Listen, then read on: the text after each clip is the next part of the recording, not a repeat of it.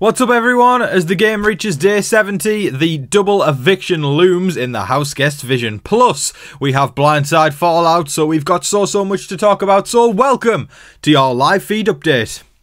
Right before we get started, if you are new around here, make sure that you hit that subscribe button. I do live feed updates here so that you can be a Big Brother expert in just 10 minutes. And also, please hit the like button. Helps me counteract the YouTube algorithm, which can be pretty mean sometimes. So if you want to help me get my videos out there more, just clicking that button. That takes all of 0.2 seconds. Little thumbs up. Really means the world to me. And also, I do put a lot of effort into these videos, so if you feel like supporting otherwise, please consider buying me a coffee by hitting up my PayPal link in the description or hitting up a super thanks in the comment section below. Let's get to the update. Alright gang, let's talk Veto, let's talk Blindside, let's talk double eviction, let's talk about sex, baby. No, that's for Big Brother After Dark. I just unfortunately went into tunes there. But anyways, let's talk about you and me. Let's talk about all the good things. Okay, stop Tom. Anyways. And the bad things that... Get myself under control. Mackenzie did indeed save Chemo with the power of Veto. Chemo and Angela was sat on the block, and she was very intent on taking Angela out, which would have been the smart game move for Mackenzie. I would say after Chelsie, Angela's probably the one who's got the biggest case to make in front of a jury. But she backed down after Chelsie got in her ear and persuaded her to put up her target, Chelsea's target, Leah. Mackenzie, of course, is allied with Leah, but Chelsie managed to get in her ear and persuade her to put up Chelsie. Now, if you ask me, that is... whether you like Chelsie or not, because I can understand if you don't like her, and I can understand if you do like her, she killed that. She crushed it. She crushed it. She crushed it. She threw it up in the air like a tennis ball. She smacked the tennis ball over there, and then she won the game, and then it was just remarkable. That was... to me, this is the week where we will look back at and say that was the definitive move or the definitive week that solidified Chelsie as the winner of Big Brother 26. Now, I know I'm saying this with confidence right now, and I know Big Brother 26 is the last season that I should be really confident about a certain outcome happening, because we've seen time and time again, I think this is going to go down as the season of unpredictability in the modern day era, at least. Unless 27 and 28 give us a treat. Oof. Wow, it's crazy even thinking about that if we're going to be sat here next year going, welcome to Big Brother 27. But anyways, yeah, I think Chelsea's going to win. It's either, here's the thing, right, and I'm gonna do a little spoiler for Big Brother 17 here, so just be careful. It's either Chelsie is going to win or she's going to get what we call Vanessa'd. For those of you who know, Vanessa was kind of seen as the mastermind of Big Brother 17, and everyone was like, Vanessa's going to win it, Vanessa's going to win it, Vanessa's going to win it. And then at the last minute, Steve comes in with the clutch, sends Vanessa out the door in third place, and Steve wins the game. Could that be the case for Angela or Mackenzie or Cam or Rubina or Chemo? I mean, there's definitely stronger cases to be made for certain people, but if anyone wants to stand a chance, you got to snipe Chelsie before the final two, or otherwise Chelsie wins the game. That I'll say with confidence. So whether or not Chelsea's going to win or not, I'm like 70-30 on that. It really matters if she gets to the end. That's the key thing in Chelsea's game right now. She's done enough to win. I don't think anybody can do enough in the next two or 3 weeks to overtake her game. Chelsea just needs to get to the final two right now. That's her #1 priority. I think she can beat anyone's ass in the final two, unless we've got a jury of people who are feeling bitter towards Chelsie, because that's another case that's to be made. And I'm going to talk about Big Brother 18 and 19 now. 17, 18, 19. This is weird that all consecutively there, but spoilers there. There was a guy called Paul. Paul showed up in Big Brother 18, and he played their hell out of the season. He did so well. He got all the way to the end with a woman you all may know called Nicole Franzel, and the jury felt that Paul was a little bit slippy with his gameplay and found him to be quite demeaning as he sent people to the jury, a bit cold, a bit heartless, and he lost in Big Brother 18 by 1 vote in the final two. So then producers were like, no, we're not having that, we're putting Paul on Big Brother 19 and giving him a pass to the final two again. Paul gets to the final two in Big Brother 19, and then once again The exact same result. He gets all the way to the final two and loses by 1 vote because his jury management was atrocious. And there's no getting around that. It's that thing. I've just been rewatching Survivor Heroes versus Villains. We're doing a deep reality dive today. I like this. This is juicy. I've been watching Survivor Heroes versus Villains recently, and get to the end, and Sandra beats out Parvati and Russell. And Parvati, she submits. She accepts that Sandra wins, because that's what Survivor is. Russell, though, on the other hand, as we know, Mr. Russell Hantz, can't take losing. He goes man-child mode, and he starts going, there's a flaw in the game, there's something wrong with the game if Sandra can win again. This is wrong, oh my god. And Jeff Probst, the host, turns around to him and says, because Russell makes the case, he says, America should be able to vote for the winner. And then Jeff goes, yeah, but that's a different game. The game we're playing right now, you've got to get the jury to vote you to win. But Russell says, yeah, but I think I should have won. And Jeff goes, again, that's a different game. That's where Russell decides who wins Survivor. You have to persuade the jury, nobody else. If you win, you win, hands down. Boston Rob said it on one season. If you win, you win. I don't care. Because I remember Boston Rob was talking to a winner of Survivor, and he says, and this person says to Boston Rob, I received a lot of backlash when I won my season. I got a lot of hate. I got a lot of people saying I didn't deserve it. And Boston Rob says, listen, I've played this game more than anyone, and if you win, you win. Simple. Boston Rob lost to his future wife in season 8, and he took it gracefully, and he put Russell in his place in 20 and said, look, I play to win, but if you don't win, you don't win. If you play that hand correctly, you will win. You will beat the jury, and I also believe in that as well. You can say somebody's a great player, but same with Danielle Reyes in 3. She is my favourite player of all time, but guess what?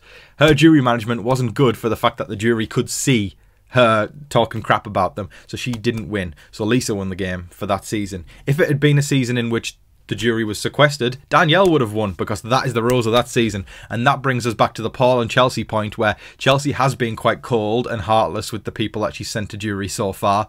So as a result, a lot of people are saying, could Chelsie go down that Paul route of getting to the end and then totally losing because of a bit of jury? Now, while it would be a bit of jury, once again, looping back to everything we've just said there in this last segment, if you don't treat the people on the jury very well, if you don't play them very well, you don't win.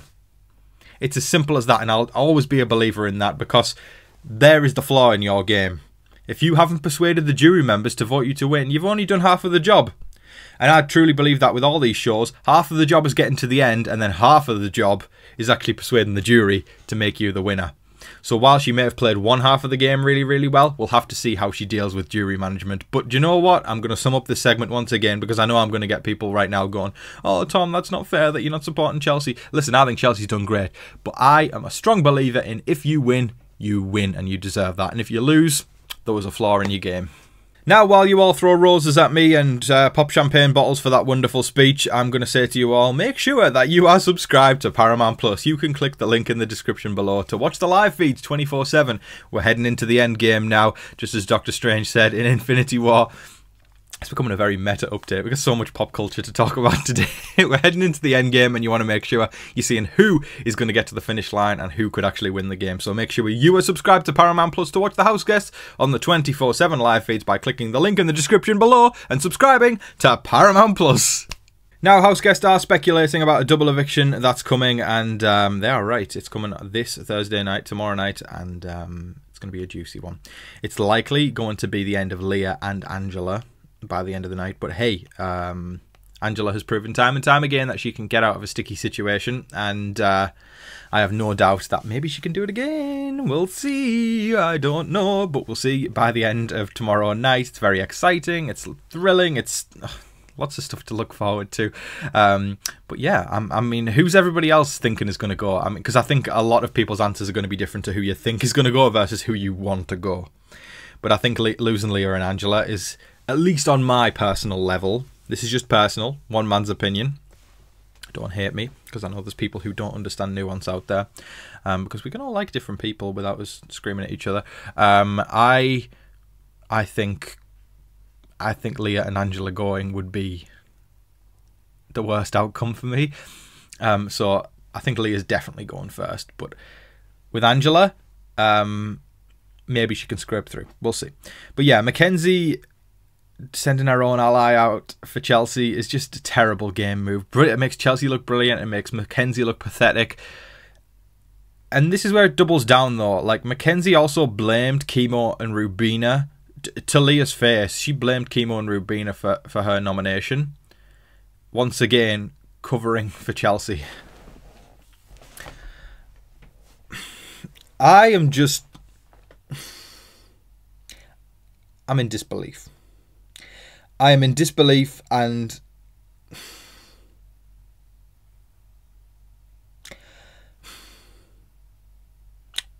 Mackenzie is playing Chelsea's game. She's playing right into it.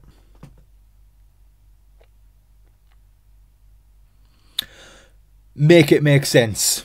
That is all of your live feed updates for today, folks. I thoroughly hope you all enjoyed it. I enjoyed kind of talking a bit more about the pop culture around these shows, referencing Vanessa and Paul and Russell Hantz and Sandra Diaz-Twine. I enjoyed that. It was something different, and I hope you all enjoyed. I hope you enjoyed my insights and my takes on the game and just how I view things, and also the news. I hope you all are enjoying this season still and hanging in there. But anyways, I'm going to shout out all the wonderful people who bought me a coffee yesterday by sending a super thanks or a PayPal in. Y'all mean the world to me, truly. And if anybody else wants any questions answered, or you've got anything to ask me, whether it's personal or whether it's Big Brother related or anything, you can also send a super thanks in, and I'll get to your question tomorrow. Okay, so first of all, we've got the wonderful Debbie Hunt 3036. You are always so entertaining, and I love your songs. Thanks. That's very sweet, Debbie. I appreciate you. I know you're a member on the channel as well, and it really means a lot to me, my love. And I'm glad I can bring some entertainment to your day. So thank you so much, my love. Thank you, Debbie. Then we've got the amazing Barbara Phillips 8084. Thank you so much, Barbara. I appreciate you. Have a great day, and yeah, thank you. I'm sending you a big hug. Then we've got the amazing Raven Picks. I know Raven's been a long time supporter on the channel. Raven, you've been around since the early days, I believe, so thank you so much. And Raven says, the song says it all. Will the jury vote for Chelsie? Well, that was a big topic of conversation today, wasn't it? That's a question I can't even answer right now, because that to me is one of the biggest mysteries left in the season now. Is if she gets to the end, she is playing the best, but is she on the jury's votes? We'll see. Thank you, Raven. The wonderful Katie Wellahan is next, and Katie says, great song. How long have you been podcasting Big Brother? Thanks for the laughs. I have been podcasting Big Brother since Big Brother All Stars 2 in 2020. When COVID hit, I was able to find more time at home, so I was able to do YouTube more. And it's weird, you know, because even though I'm not saying COVID was good for anyone, but I think it gave me more spare time to focus on something I really wanted to do, which was YouTube. And here I am 5 years later, or 5 seasons later, and with the most wonderful group of people supporting me, and a big smile on my face. It's been amazing to be able to do YouTube. It's created success for me. It's created confidence for me. I met my partner through YouTube. It's been wonderful. So thank you for asking that. But yeah, I've been doing it since Big Brother 22, and long may it continue. Thank you, Katie. Then we've got the amazing Marlene Cuffle 5980. Thank you so much, Marlene. I appreciate you. The amazing Emma Stevens. I appreciate you, Emma. I know you've been supporting for ages as well, my love. Emma says, I know you've watched The Masked Singer before. Do you have access to The Masked Singer US? It returns and would be one I'd love to watch you cover. Just an idea. Love your videos as always. Yeah, I love me some Masked Singer. I haven't watched the UK one in a while, and maybe I got to get in on the US one. I think that might be a bit of fun. I mean, I'll put it into the back of my mind, and I'll have it there in my idea storage locker, and maybe one day. Thank you for the suggestion, Emma. I appreciate you. The amazing Marie Carnley, who's always so generous and kind. I appreciate you, Marie. Have the best day ever, my love. Sending you kisses, sending you hugs, and I just, seriously, you mean the world to me. Thank you so much for continually supporting me. Then we've got the amazing Tara Hess from Canada. Cheers, Tom. Love your update songs, laughing face. See, I'm glad I got a laugh out of that. That's my intent. I get the occasional hater who's like, Tom, stop singing, you're awful. And I'm like, I don't take it seriously. It's a bit of fun. It's just like, you know, going to the pub and doing karaoke with your mates. It's a joke, and I'm glad that people see it as that instead of the haters. So thank you so much, Tara. I appreciate you. And then last but certainly not least on Super Thanks, we've got Anne Russell Bruno, who says, that song was awesome. Just unbelievable that MJ has her 2 allies on the block. Chelsie has been ugly about Leah and is just jealous of Cam's attention to her and MJ. Yeah, Chelsie isn't playing the best on like a social level. On a strategic level, she's killing it. But like we talked about today, can she win the jury over? We'll see. But thank you, Anne Russell Bruno. I appreciate you ever so much for your continued support. It means a hell of a lot to me. And then we've got over on PayPal the amazing Carol White. And Carol says, I loved your song as per usual with the rockstar emoji and that. Thank you so much, Carol. I appreciate you, my love. I'm glad you got a kick out of the song. I love Supertramp. They are a fantastic group, and Breakfast in America is one of my personal favourites, so I enjoyed doing that parody there. I love that album. It's such an iconic album. I really want it on vinyl. I know that's a random thing I've thought about. I once saw it because they're quite hard to come by. Whenever I go into like vinyl shops, I always try and look for that album of Breakfast in America by Supertramp, and I can never find it. And I once found one with just the vinyl thing, but without the cover, without the pack, and I want the full shebang.